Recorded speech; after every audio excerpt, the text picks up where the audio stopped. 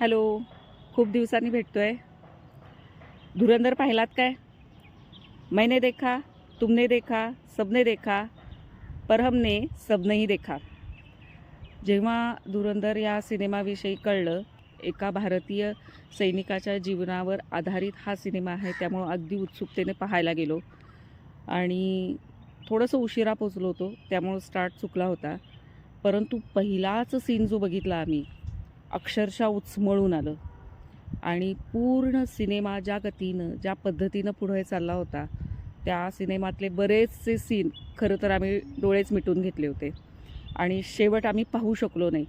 म्हणजे आम्ही मधूनच उठून आलो. या पिक्चरच्या निमित्तानं काही प्रश्न माझ्या मनामध्ये निर्माण झाले. म्हटलं याविषयीचं मत तुम्हाला विचारूयात. खरं तर प्रेक्षक जेव्हा सिनेमागृहातून बाहेर पडतो हा सिनेमा पाहून, तेव्हा त्याच्या मनामध्ये त्या सैनिकाच्या शौर्याचा इम्पॅक्ट जास्त असेल का त्या सिनेमामध्ये दिसणाऱ्या क्रौर्याचा इम्पॅक्ट जास्त असेल? कारण कुठल्याही सैनिकाचं आयुष्य हे अतिशय थरारक असते. अतिशय निष्ठा, समर्पण, त्याग, सगळ्या गोष्टींची त्याला आवश्यकता असते आणि ज्या पद्धतीनं हे लोक आपल्या देशासाठी बलिदान करतात त्यांच्याविषयी अतिशय कृतज्ञता मनामध्ये असतेच. परंतु त्या सैनिकाला जास्त ग्लोरिफाय केलं आहे का जी लोक आपल्या देशावर आक्रमण केलेलं आहे, 26/11चा हल्ला केलेला आहे, अशा व्हिलन्सला तुम्ही ग्लोरिफाय करताय हेच कळत नाही. म्हणजे किती विविध प्रकारे तुम्ही कुठल्याही माणसांना ठार मारू शकता हेच इन डिटेल या सिनेमामध्ये दाखवलेलं आहे.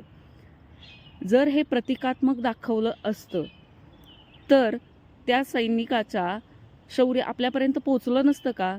म्हणजे जर कथानक सशक्त असेल, कलाकार सशक्त अभिनय करणारे असतील, तर त्याचा परिणाम अतिशय दीर्घकाळपर्यंत समाजमनामध्ये राहतो. आणि हेच आपल्याला अतिशय चांगल्या चित्रपटांची परंपरा आहे. हिंदी, मराठी, जुने कुंकू, शेजारी हे जर पिक्चर्स बघितले तर अतिशय सुंदर. आत्ताच्या लोकांना हे माहिती पण नसतील. आमच्याही खूप पिढ्या आधीचे ते सिनेमे आहेत आणि अतिशय सुंदर आहेत. त्यावेळेला असं वाटतं की एवढं क्रौर्य अगदी इन डिटेल दाखवायची गरज आहे का?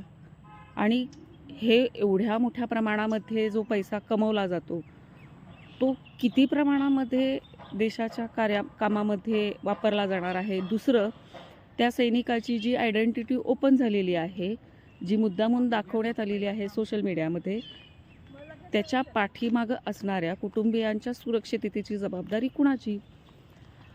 त्यामुळं आणि ज्या पद्धतीनं जी लहान मुलं आहेत, जे अगदी सहजपणे एवढं क्रौर्य असणारे सिनेमे अगदी सहज पाहू शकतात, आमच्यासारखी मंडळी पाहू पण शकत नाहीत.